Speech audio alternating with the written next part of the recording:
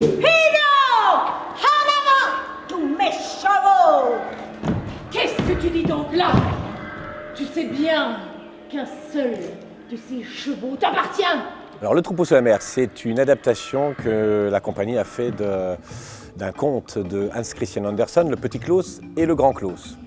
Conte qui date à peu près des années 1870 et qui était un peu expurgé, même plutôt expurgé des recueils de textes d'Andersen, considéré à l'époque comme un texte violent, trop violent pour mettre entre les mains des enfants, et qui raconte, on va dire, l'histoire de notre société, l'histoire de notre monde actuel.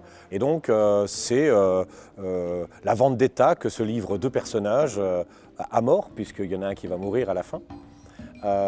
Autour d'une course à l'argent, d'une course à l'identité, d'une course à celui qui sera le plus riche.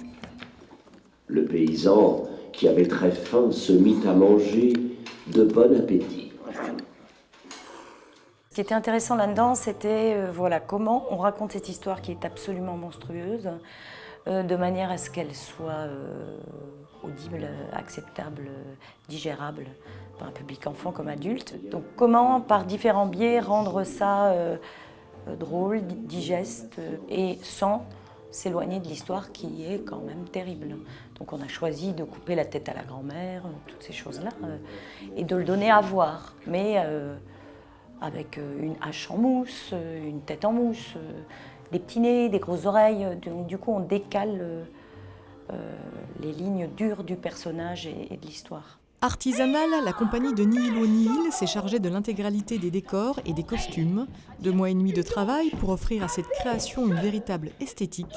Jeux de masques, projection d'images animées à partir des dessins de l'illustratrice Ruth Aguirre, musique à l'inspiration western composée et interprétée en direct par l'électro-acousticien Philippe Forte-Ritter. Tout contribue à faire du Troupeau sous la mer une fable moderne et poétique pour petits et grands. Oh, il dit que oui, mais il ajoute que le diable est scellé, que nous ferions mieux de ne pas chercher à le voir.